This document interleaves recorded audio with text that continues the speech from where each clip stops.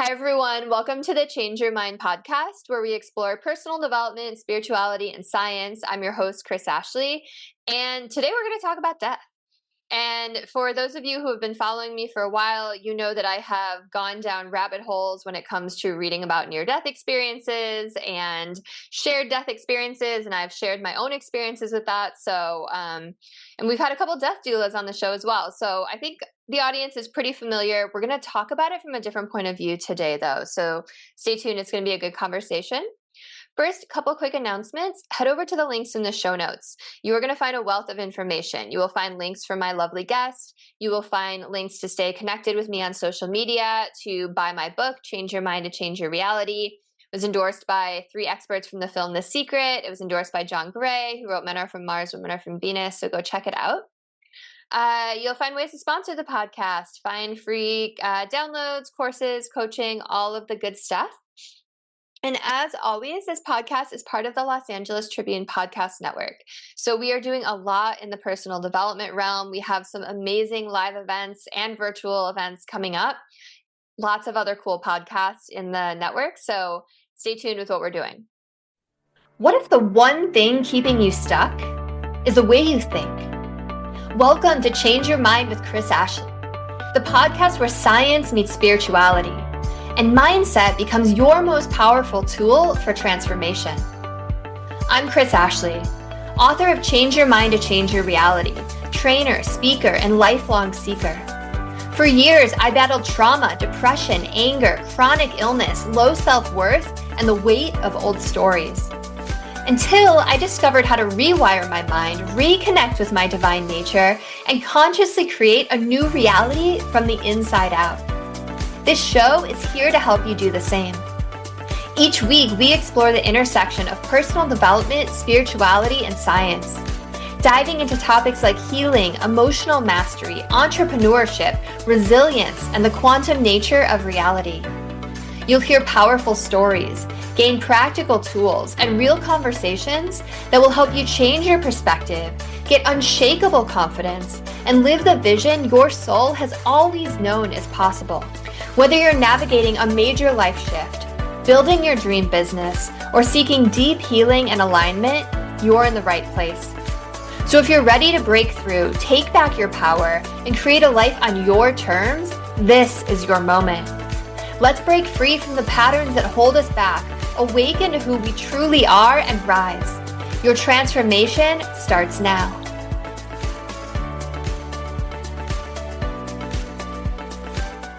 All right. So with me today, I have Dr. Kimberly Harms. So Dr. Kim is a renowned Bestselling Award-winning author and international speaker, specializing in grief, conflict resolution, and legacy planning. Dr. Harms has been a dedicated grief counselor, civil mediator, and death doula, offering support and guidance to individuals navigating challenging life transitions. Her multifaceted approach to addressing grief and conflict is informed by her deep understanding of human psychology and her compassionate nature. Dr. Harms is committed to challenging societal norms surrounding death and end-of-life planning. Through her speaking engagements, she endeavors to move audiences beyond the prevalent death-denying culture and empower them to embrace open conversations about mortality. So welcome, Dr. Kim. I'm so happy you're here with me. Thank you so much, Chris. It's a pleasure to be here. So I always start all of my episodes the same way, and that is by asking my guests, what is your origin story? So what is it that put you on this path to write several books about death and to be a death doula and someone who's really focusing on this? Well, I lost both my mother and my son to suicide, which was absolutely shaped my life. I lost my mother the first time to mental illness. She was institutionalized when I was 6, and then she took her own life when I was 17. Then I got married to a great guy, had 3 wonderful children, and then on January 31st of 2009, I lost my amazing son Eric, who was a student at Columbia University. He had just had the best semester ever. This kid everything was going well for him. He was a National Merit Scholar. His first semester made the dean's list. He was elected to student government at Columbia. He was accepted into the jazz program so he could play jazz piano, which was his favorite thing to do. everything was going great.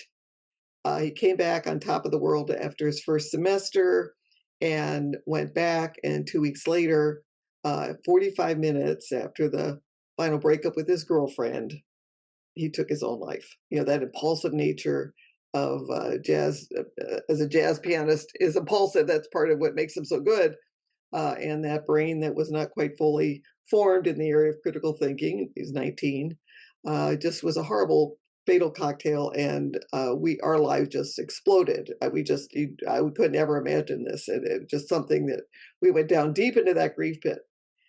And then my husband, who had just had a liver transplant 6 months before my son passed away, his heart gave out shortly after my son died. And of course, you don't get a liver if your heart's bad. So they were checking out his heart pretty well before they gave him his liver. And so a year after he had a liver transplant and his heart checked out as great, he was getting set up for quadruple bypass surgery, a valve replacement.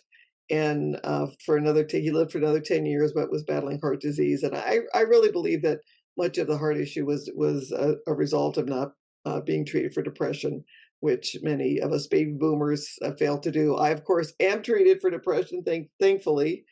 And so I had to spend my life re-identifying myself. When my mother died, I was no longer a daughter. When my son died, I no longer had a son. Husband died, I'm a widow. And I realized I had a wonderful, just one quick story, I had a wonderful, wonderful thing happen to me after my son died. It was about a month or so after my son died. I was a dentist. We were in our office working with my husband.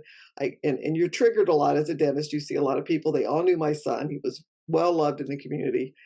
And so we talked about him all day long, which was hard.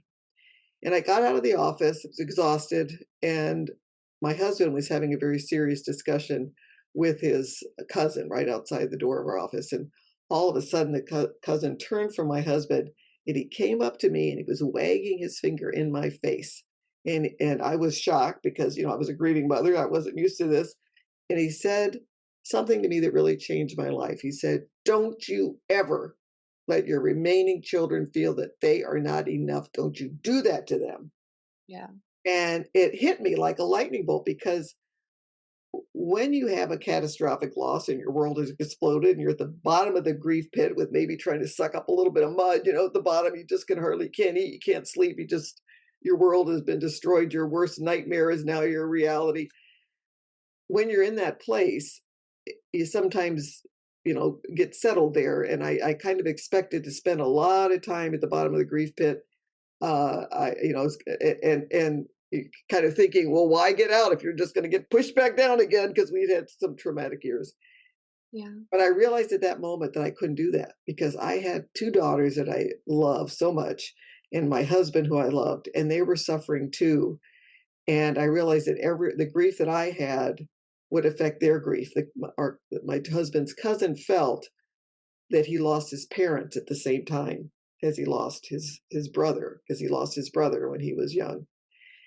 And I was determined not to do that to my children. So that was a moment that forced me to think beyond myself, to realize what my grief was doing to other people, and forced me to fight, kick, claw my way out of that grief pit to get to a point where, I can breathe fresh air again. It wasn't easy, it took years, but I just want to recommend to everyone who's out there that's going through a catastrophic loss that it is totally worth it to do the work necessary, because it's a lot of work, and take the time necessary to climb out of that pit, because the air is a lot better up here. Oh, thank you so much for sharing your story. I'm like over here tearing up as you're talking. That's so devastating. And we talk a lot about on the show that, like, things happen for a reason and you can like grow from things, but like that is just like so heartbreaking to lose a child. And I'm really sorry that you went through that. And I'm grateful for the work that you're out there doing right now. And I have heard similar things of people I know, actually, who have lost siblings, some actually to suicide, some to drug overdoses, where they felt like they lost their parents too. And it destroys families, and couples often split up, and it's the other kids have to grow up quickly if they're younger, and it's pretty amazing that you got that wake up call, even if in the moment it was like very off-putting.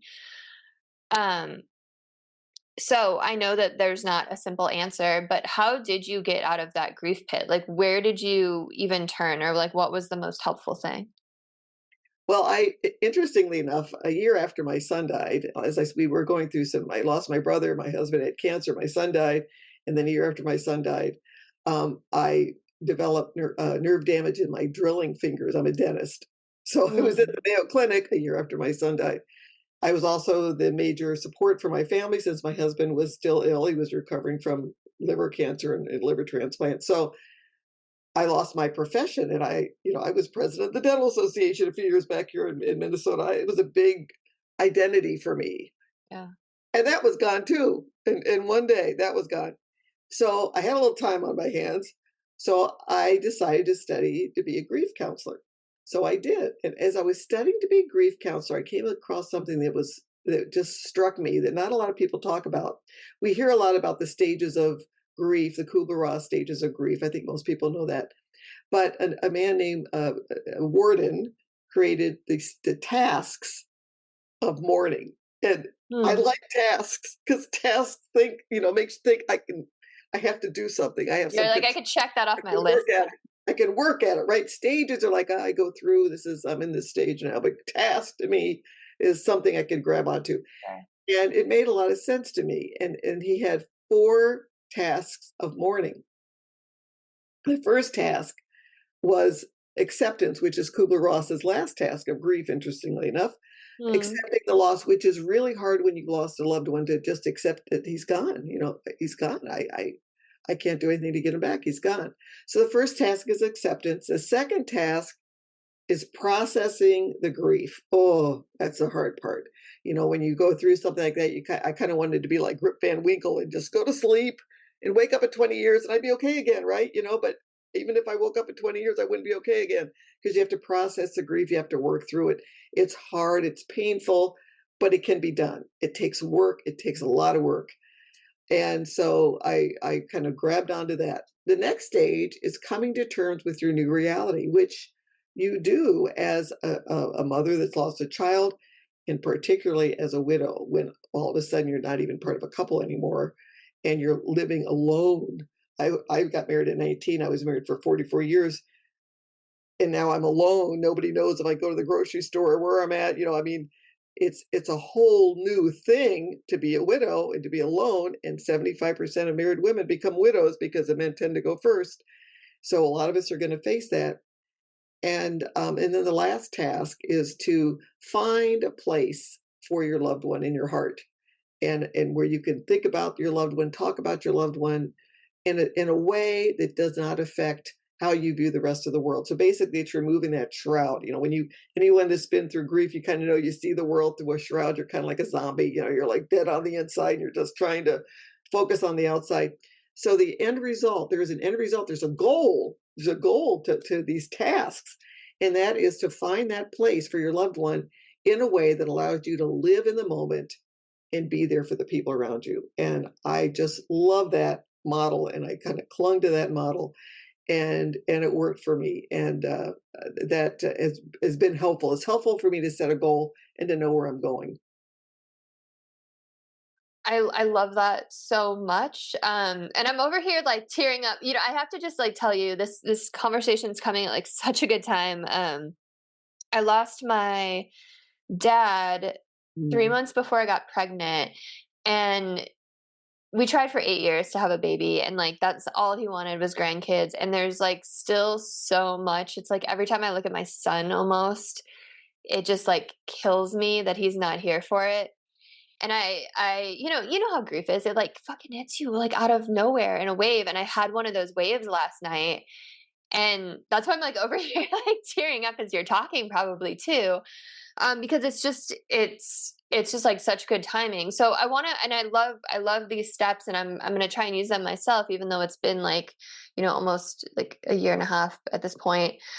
Um, or more than that. So I want to talk about the processing the grief one. So, what does that mean to really process grief? That is really a tough question, but Yeah. it's different for everyone, and this is it's so important. It was important for my husband and I, having lost our son in a difficult time, to honor the fact that everybody grieves differently and processes it differently. For instance, my husband would go into my son's room every night, just sit. He just would sit there. I couldn't put a toe in that room for 3 years. I couldn't even go. Everything stayed the same. I couldn't even touch the doorknob. I mean, I just could not go in there. And I asked my husband, please, to close the door when he was in there and when he was out because I couldn't even walk by the room for 3 years. So we're different. We process differently, but we had to respect each other. Another thing too is when you're involved in a loss, you can't blame anybody. I mean, especially on a suicide. The girlfriend breaking up is a normal part of life, and you have to do it if the person's not right. No blame in this. You can't blame anybody for whatever's going on. You just have to kind of get that up because that complicates your grief. If you can kind of get away from blaming or at least forgiving, if there's someone that did, there's a murder or something. I mean, that's a little different story. But try to remove blame and remove shame and remove guilt and remove those things.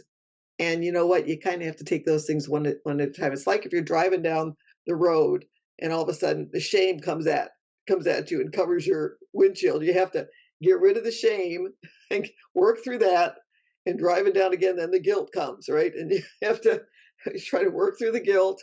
And there's so much guilt involved in so many things. For instance, my husband, he actually kind of died twice, but the first time he stopped breathing for 20 minutes, we assumed he was dead, and he wasn't. I had taken off his oxygen for a second to put his shirt on. We'd given him a bath. We have a walk-in tub, and he stopped breathing when I took the oxygen off for a second. He was talking to me, and then all of a sudden he was gone. I blamed myself. And he was in hospice. I knew he was dying, but all of a sudden I had just killed him. I mean, crazy. Now he did come back, and then when he finally did die, I hadn't killed him, so I knew that was good.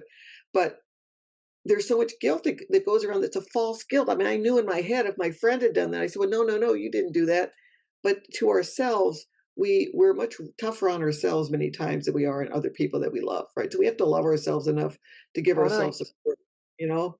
So I think that's part of it. So you have to work through the shame, through the guilt, through the loneliness, through the loss, through I just, I want to be with my son. I want to be with my husband, and I can't. He's gone. So you have to kind of work through all those things. And then focus, part of it is that wise advice that cousin gave me. I have to focus on my living children because I can't do anything more for the one that's dead. And so it doesn't happen fast. It took years. It took years for me to get there, I but bet. I can do that now. In fact, it's funny because uh, after Eric died, my two daughters. Eric was the one that was going to have the kids. You know how you talk about in your family who's going to have the kids, and we would all joke that Eric would have to marry someone with childbearing hips. That was kind of our big joke because the girls weren't going to have children. And so when he died, I thought, okay, well, oh well, I was we were a family of five, now we're a family of four, and I only have three other people in my little family that could just completely destroy me if I lost them. If I got this little smaller group. And so I'm glad I'm not gonna have grandchildren because I can't love another person anymore like this because then I could lose them and then it would go through this again. I can't go through this again. It's all Totally. it's all crazy talk, but it's real when you're going through it. And so how wrong was I? I mean, because really, I now have six grandchildren. Both of those girls that were not grandchildren. So it just shows you for parents of 20-year-olds, this is what they say. But those two daughters each had three children apiece, and the grandchildren are the love of my life. In fact, I'm moving. I live in Minneapolis, and I'm going to move to be part time down in Kansas City, so I can kind of be living there, not in their home, in a separate home, because there's boundaries, for grandparents. I would be arrested as a stalker if I had my own way. I would be. You get crazy with your grandchildren. But I'm going to be available to be there for the little choir concerts they have in their school, and the softball game, and the whatever, the soccer. Even though most of my grandchildren, when they're playing soccer, spend more time looking up at the sky or chasing butterflies. Go to the game. You go to the game, right? And so I want to be there for them, and they are my greatest source of joy, is my family. And how lucky was I to learn back way back when my son died that I needed to be present for them and I need to be present for those grandchildren. Little did I know I would have 6 grandchildren. I thought I wouldn't have any and I'd have my little group. So it grief works processing grief is different for everybody. There's no set standard. But the result the goal really is to have that goal that I'm going to get to a point where I could talk about my son, I could talk about my husband, I could look at pictures. I couldn't look at pictures for years after my son died. I couldn't take pictures for years after my son died. The Oh, only thing I have now that's still hard, I just know I'm just not going to do it anymore, is I can't listen to jazz music because that was his thing. For whatever reason, that still triggers me. But I've kind of gotten rid of all the other triggers. And as you know, there are a lot of triggers when you lose somebody, New York, Columbia. You wouldn't believe I have a Columbia sports shirt. I'd be at home, I'm feeling pretty good. I'd be looking through my closet. I'd see Columbia on my shirt, and I go, "Oh my gosh, my son is dead!" Because when I saw Columbia, it meant my son is dead, or I saw New York, my son is dead. I mean, all those crazy things that happen to you that you have to work through. It just takes time. And you're not crazy. This is a normal grief process. You just think you're crazy, but you're not. You're just working through. yeah. Yeah. Thanks for sharing all that. It's so true how people grieve differently, and also like going back to the stages of grief, it's like those aren't linear, right? Like they come and go, and like I feel like I lived in anger so much after my dad died. Like at the funeral, I was like, I don't want anyone to tell me they're sorry. Like I said that in the eulogy, and like um Yeah. I realized, well, so he had a choice. He could have gotten a feeding tube and lived, but he decided not to. So there was like that anger there. It was like, come on, just keep fighting, you know? But I never said that to him. I was like, I support any decision you make, you know? But I didn't realize it was something that made me so angry until like after he was gone. Um, so okay, I like these other steps though. So find a place for your loved one in your heart. What does that mean to you? Like how have you been able to do that? And I know maybe you've yeah, tell me a little bit about that.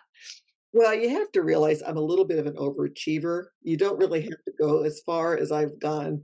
With my son, we now have 65 Eric Harms memorial libraries all throughout Rwanda. There are over 350,000 books and computers, and there's schools all over Rwanda in his name.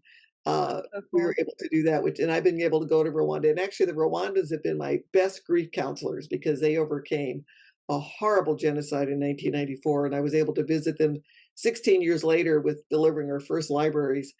And I realized here's a culture, here's a whole group of people that survived a genocide. Their entire families were wiped out. They were raped. Their houses were burned down. Everything that you can imagine, terrible thing has been done to them. And yet here they are 16 years later. They did punish their perpetrators. They were in jail, but they realized they were coming out in 20 years and they would have to forgive and reconcile. Now, how do you forgive that? How do you reconcile that? But they realized that if they didn't do that, if they didn't, it's kind of like what I was told when I got the finger in my face. If they didn't reconcile and forgive, their children would grow up in the same environment that they did. And so by doing that, they now have a peaceful country. In fact, I go to Rwanda by Wow. myself quite a bit, and my friends go, "Oh my gosh, you go to Rwanda by yourself?" And I say, "Sure." I said, "Do you go to Canada by yourself?" And they go, "Yeah, we go to Canada by ourselves." And I said, "Well, Rwanda and Canada have the same State Department safety rating. Going to Europe, sometimes there's some European countries that we visit all the time that are more dangerous, according to our State Department, than Rwanda. It's a very safe country. And here it is surviving that horrible genocide, and it's surrounded by countries that are not so safe. But they did that work because they thought of their children, and that was such a lesson to me. And so Eric's and I have now with when Jim died, we've got some dedicated to Jim too. So I kind of had that system. Eric loved books, so did Jim. And I talk to my grandchildren and my daughters about both of them quite a bit. They know about their Uncle Eric, and I even have now a grandson, Eric. And for Christmas, for instance, when I give them a gift, it's from Nana and Angel Pop Pop. So I still talk about them. I talk about both of them, and then I also talk to my children about the fact, one day I'm going to die too, and I won't be here, and I want to make sure you need to stay happy, and I want you to have a good life, and Think of me when you have joy in your life, and then that's the best legacy you can leave for me. So I talked to them because I want them to be resilient. I feel that when you're dealing with a suicide, sometimes that resilience wasn't there. For some reason, that resilient part that would help us survive a breakup, which is very traumatic when you're 19. I think that was a missing piece, and so I just have more desire than ever to bring that to my grandchildren and to my other children. Yeah, that makes sense. That's really amazing what you've done with the libraries. So, and I understand, like, seeing a group who has gone through something. I mean, we don't compare traumas, but like something horrible, and seeing how they've overcome it as a group too is pretty amazing. That they've like collectively been able to overcome that is really inspirational, and it kind of puts things a little into perspective. But why Rwanda? That's so interesting. Like, is there a connection there? Well, there wasn't, and when the genocide occurred, I was busy raising my kids, and oh my gosh, this is terrible, just like other Sure. tragedies that we see. But right after Eric died, I was sitting at a prayer breakfast, and there was a woman from Rwanda sitting next to me, and she told me about the family that died, her two daughters and her husband that were killed and murdered. And then she told me about her new family because in Rwanda, the families kind of adopted each other. The orphans were picked up by the mothers and fathers that had lost children. They kind of just reconnected families, and that's what they did. She married another man and adopted two children. Now she has a new family, and Okay, you didn't tell me I needed like tissues I with know, me I for know. this like But you can conversation. imagine if you had just lost your child. Just imagine after your father's death, and you're sitting here looking at this woman right in the face who had lost her whole family was wiped out, was murdered, and she is sitting there with joy on her face because when you're in that Yeah. depth of depression, when you're in the pit, you don't think you're ever going to smile again. You think, how in the world I'm never going to be able to have joy in my life. And here she was, just dripping with joy, talking about her new family. That's And so I go, "What the heck?" And then a couple weeks later, somebody gave me a book, called Left to Tell by Immaculée Ilibagazi, a story about her survival in a bathroom with 8 other women, when the murderers were all around them for weeks trying to find them. Amazing story. So here I am, Rwanda again, what the heck? And then I had lunch with one of my very dear friends. Her name is Pam Papastanik, and she was on the board of Books for Africa, and she had gone to Rwanda before the genocide. She said, "You know what? I always wanted to bring libraries to Rwanda. Maybe let's start fundraising to send some libraries to Rwanda through Books for Africa." And I said, "That sounds great," because Eric loved books. He would go to libraries and pick up their classic literature that they would toss out. He was like a Latin scholar. This kid was that's very, cool. and so it just was a perfect way to remember him. And we got started, and we went down to visit Rwanda as these libraries were getting ready to come in. And I just fell in love with the people. When they found out I had lost a son, and the reason I was bringing these libraries was because I had lost my son, they just surrounded me with so much love. I can't even tell you the love that these people had who had lost so much. I mean, who had been through a tragedy none of us could even imagine, and yet they were loving me. They were hugging me. They brought me into their circle, and it really was a moment that again helped me in that healing journey to realize I'm not alone. Because when you go through these things, you kind of feel like you're alone. You know in your head other people have suffered through this too, but you feel very much alone. And when you can be with people who have been through, I'm really a supporter of groups, that have been through the same things.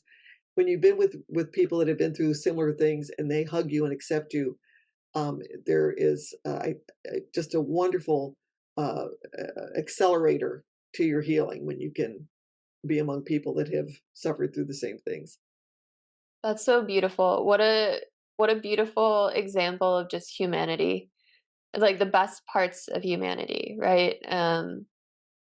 Yeah, I mean, the fact that you had 3 different urges, like 3 different like little hints from the universe or, God or whatever you believe to just kind of go there, like you were meant to go there for your healing. That's really, really amazing. Did you write a book about that? Because you should totally write a book about that. Well, I've written books. I have one called Naomi and the Widows Club, which is a support group. It's a Christian devotional for widows. It's a whole year just support for widows. And again, I recommend people get in groups with like-minded people that have been through the same thing. And I have that recorded in that book. But I also have in my book, Are You Ready? How to Build a Legacy to Die For, which is, once my husband died, I said, well, what do I do now between menopause and death? What's the plan? I don't know what to do because I don't have, I'm not really getting ready for death because you want to pretend that doesn't happen, but you kind of have to. And so I wrote that book, and in that book I tell my story because your legacy is your life, and everything you do, every interaction you have is your legacy. And so I really want to encourage people to start thinking about living with their legacy in mind. Not what the world can do for you. What can you do for the world? What can you do to help live with that legacy in mind in every interaction that you have? Because I think that when you do that, when you give love to other people, it comes back. It's like a boomerang. It comes right back and hits you, and it's a win-win. And I think people have to start remembering that again because it's the key to happiness. As much research has shown, including an 80-year Harvard study, the key to happiness is not monetary wealth; it is the quality of your relationships. And so, building those relationships is a legacy everybody can build during their lifetime. I love that so much. And so is serving and giving, right? Like that brings people so much joy. And I love that. I guess when I kind of read your bio, I was thinking legacy, like, okay, creating your will and stuff, but like, I love that. Like, what are you going to say? So one of my best friend's husbands just lost his dad recently, and I was watching, they live on the other side of the country, and I had a newborn, so I couldn't go to the funeral, but I watched it online, and I was just like so struck by all of the speeches, and they were talking about what an incredible person he was, and it made me think about that too. I'm like, wow, what are people going to say at my funeral? Like what? And no, it's a real thing. Yeah, it's such a great mindset to go through life with. Yes, and part of that, when you're preparing for the fact that I'm going to go sometime, you do have to get all your financial stuff in order as well because almost over half of Americans have some sort of conflict surrounding the death of a loved one. And if you can get all of your affairs in order, and write them down so that, if you're not going to, if you don't want a feeding tube, if you can say that when you're healthy, so that you're not feeling at the time of your father's death that, oh my gosh, he's making a decision based, his brain isn't quite working because he's in pain or whatever. When you make that when you're healthy, it's so much easier to accept later. And so getting your will in order and making sure that as you divide things up, you're doing it in a way that's understandable, writing letters of intent so that people know. But the biggest thing for me was the greatest love letter of all time was written by Saint Valentine to be delivered after he died. And so we need to write letters to our loved ones. And when they're going through all of our stuff to see, oh my goodness, here's a love letter to me. Here's a letter telling them how much they loved me. My mother loved me, my father loved me. You can kind of speak beyond the grave and including those. So that's all part of that legacy. Legacy is a big thing. And I just want to encourage people to just get it together, put it all in a binder, have it ready to go, and then you can relax and live your life and not worry about it anymore. Yeah, I love it.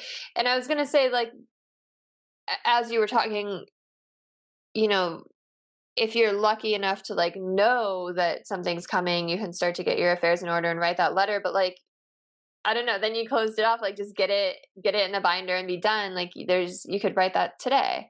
And, we talk a lot about gratitude on this show too, just pouring your heart out and thinking about how grateful you are and how much you love the people in your life. Like that elevates you to another level, right? And that just brings more of that. Talk about the boomerang, right? That just brings more things in your life to be grateful for.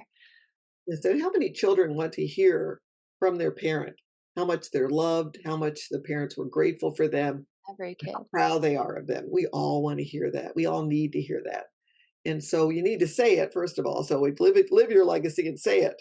And one thing with my son, we had gotten into the habit of saying, I love you at the end of every conversation when we were parting on the phone or in person. So my son, the last thing each of us in our family said to him was that we love him because we were getting off the phone. And you just never know if something's going to happen. Somebody could get hit by a car. And if you know that your last words were, I love you, that really helps with the healing process. Yeah, absolutely.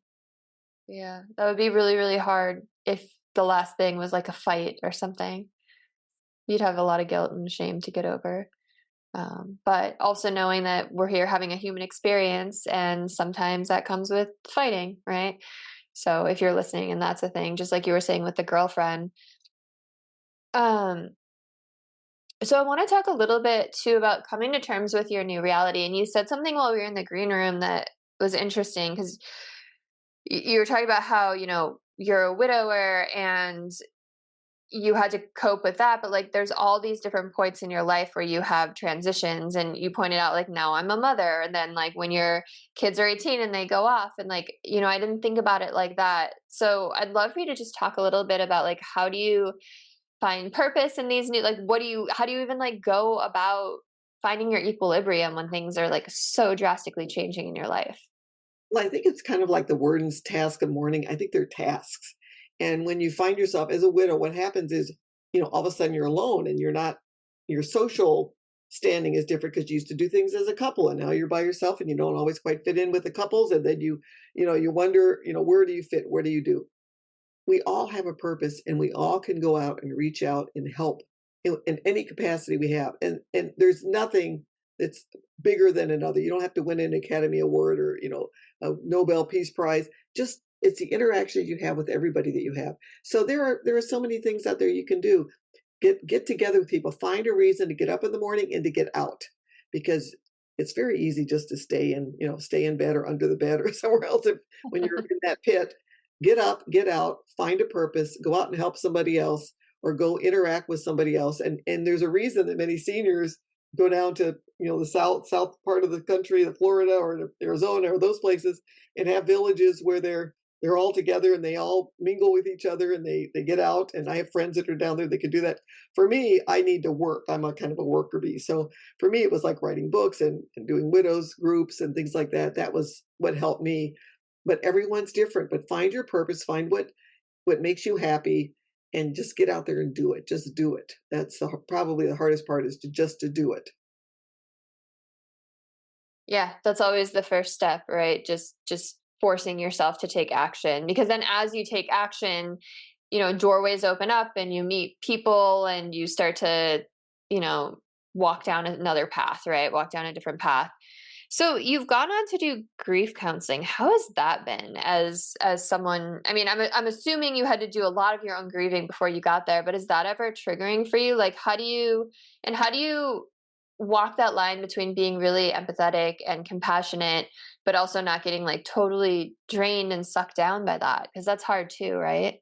In fact, when I first got out, I was a grief counselor for about 3 years, and then I decided I went into mediation, which is I'm a grief counselor, mediator, and now a death doula. So I'm not really actively grief counseling anymore, but I work with widows group, and it's more of a kind of a coaching thing. I kind of consider it. We work as a group, and we try to help. And how do we? In my mediation and death doula and grief counseling all kind of came together in that regard because we have to face it. Where do we fit as a grandma, for instance? Where do I fit with my children's families? I mean, I'm there, and like I said, if I had my way, I would be stalking all those grandkids, and I would. There are certain boundaries that need to be maintained, right? So where do we fit? How do we fit within those proper boundaries so that we're have healthy relationships with our children? We're not feeling left out when they go and have a holiday with the in-laws because that's a normal, natural thing. It's what healthy families do and maybe we might feel left out. That's pretty common. So how do we manage that? We need to maybe go and find someone else to go and have Christmas with, or find someone else to go and have Thanksgiving with. All those types of things kind of work together and just trying to find what are our new traditions, what is my new daily routine, kind of work that together and find something that works for you. And also, as you get older, you start to decline physically. So you need to put yourself in a position, move to a place that's going to be safe for a while. Those are all very difficult decisions that we have to make as we get older. And it's been a real privilege for me to help people work through that because, I'm 68. I'm not getting any younger. So who knows when my decline will come so that I'm unable to get around as much as I do now. So we need to just kind of be there to help each other out. We're all in this world together. And I think we need to just be there, just kind of help lift everybody up, and get through this as best we can. And I think if we all took that attitude, we'd all be a lot happier. I love that. And, we're all here in this life for a reason, right? There's a purpose we're here. And if you're still here, your purpose is still going on, like you weren't put here in this life to just like wallow in that pit by yourself. So, I love what you're encouraging people to do. How is being a death doula? I've had a couple death doulas on the show. Like I myself was holding my hand or my dad's hand when he passed, and I'm very comfortable with it. But I think it's a hard thing for some people. It's an amazing, it's a new thing. So we're just still all finding what we're doing. I was just speaking last week at the Before I Die festival in Albuquerque. So I was with a lot of other death doulas, and I was talking about this, get building your legacy, that type of thing. That's what my talk was about. And I was with a friend. We also had a discussion about shedding, helping people kind of downsize, and Mm. then living funerals versus traditional funerals, or both. My husband kind of had both. He I mentioned that one time when he stopped breathing, he did come back. We had him for another day. We brought the whole family over. We celebrated his life while he was still there. He had a great time. He was unable to move much, but he had a wonderful day where he was able to see all of his relatives, his children, his nieces and nephews, either physically be there or come on Zoom to say goodbye to him. That was a real privilege. So That's I think helping people, guiding people through death is a real privilege, just as it would be for a birth doula to help bring in new life. It's they're both related, and it's something that we all are going to go through. And so, what a privilege it is to help guide people through calmly, so that they're not afraid, and help people just in families come to terms with the dying process. Yeah, and I was thinking about this a lot when my dad was dying. Like it's a human being. Like they often like don't want to be alone, right? Like having someone there, like yes, taking care of them and like making sure they're comfortable and stuff, but also just like holding their hand and talking to them or playing music or whatever it is, or talking about memories, like that's really meaningful. Um and it's interesting, like they say the last thing to go is your hearing. So like even like if someone is unresponsive, like um you know, being really mindful how you speak to them, and you could still speak to them, right? And they could still feel your touch.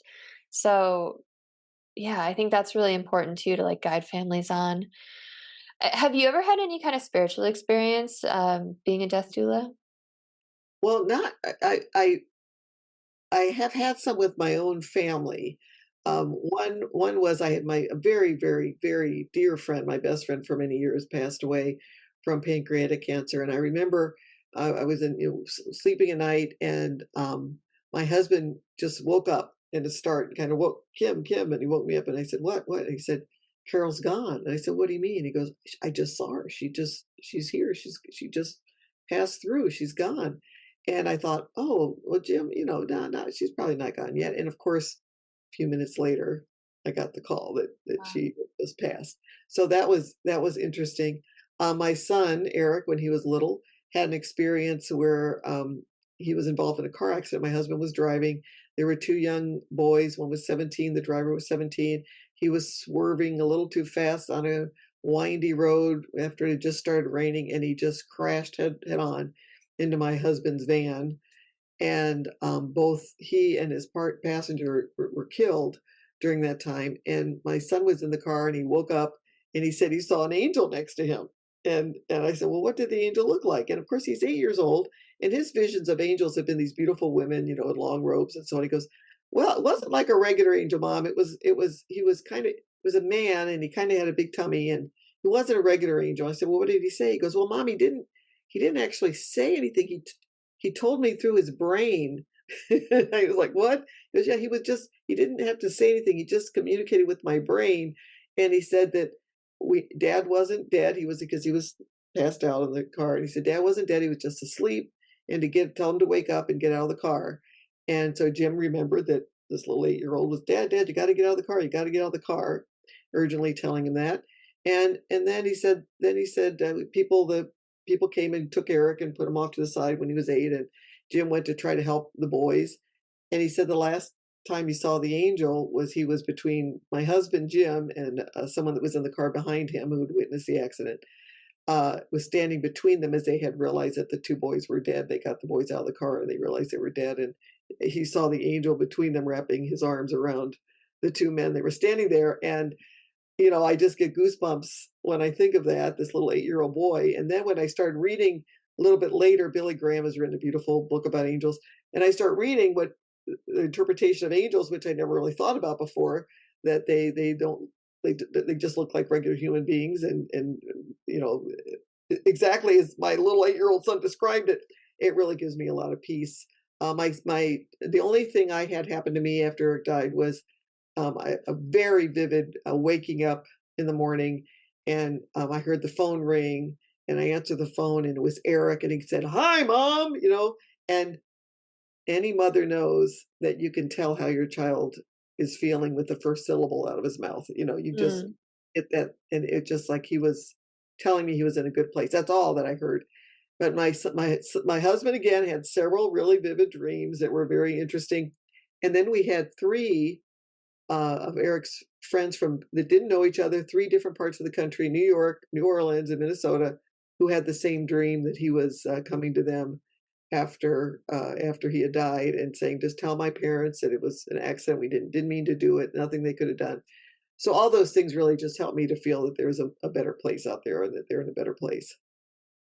I love those stories. That's especially the story about the angel that came and like literally was taking care of this little boy who probably would have been so scared and alone and not knowing what to do otherwise.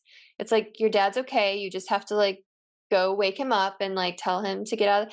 Like that's so amazing. And I mean, I talk about it so much on the show and I have so many guests like that there's so much more going on than we realize, and there's so much life after we cross that veil of death, right? And there are ways that our loved ones can reach back out to us, so that's really special. Eric sounded like a very special boy. He was just an astounding human being. He was noted for his big hugs. He was like a big bear. They called him the dancing bear. He was a drum major at school, and he would be up there dancing around, and just an amazing, and at his funeral, his school, he didn't even go there anymore. They had buses of kids. He was an all boys Catholic, so buses of kids came from the Catholic school to the Baptist church, and he wasn't even there anymore. I mean, he moved on to college, and they still bus him in the middle of the day for his funeral. Unbelievable. So he was really well loved, and probably made more of a difference in people's lives than. And they even have a memorial for him at Columbia. Like, and who does that? It's a permanent Shad Bush Memorial in front of the engineering building. So he made a Wow. big difference wherever he went, and that helps me now. Now that I can think about it, after his death, I could every memory just was painful, but now I can remember him with a smile and with love, and being grateful that I had him for 19 years. Yeah, and that's so amazing that so many other people saw that in him. I was talking with my husband after my friend's dad died that I was talking to you about, that he died pretty young. He had got bone cancer and died within like I think it was like 4 weeks or something. Just like was totally healthy. But he was like such a good guy. And it was like that song, like Only the Good Die Young, right? It's like someone that came here and touched so many lives and just was such a pure soul and did so much good. It's like, all right, they've done everything they needed to. They've accomplished it. They've changed the world just by touching other people. It sounds like Eric was one of those people too. Is there anything that we haven't touched on today that you want to like really get out there to listeners, like something you really want people to hear and take away? I think the most important thing that we did cover was just when you're in that grief pit, when you're down in the bottom and you're just sucking up the mud, understand that it is possible. It is possible with hard work, because you kind of feel like it'll never happen. It's just impossible. It's not impossible, but it takes a lot of work. And there's no judgment of how fast you get out, how far you get out, but just keep trying. I just want to beg people to keep trying, because it's so much nicer when you can get yourself out and get that shroud off of your head and have joy in your life again. And it is possible to have joy in your life again.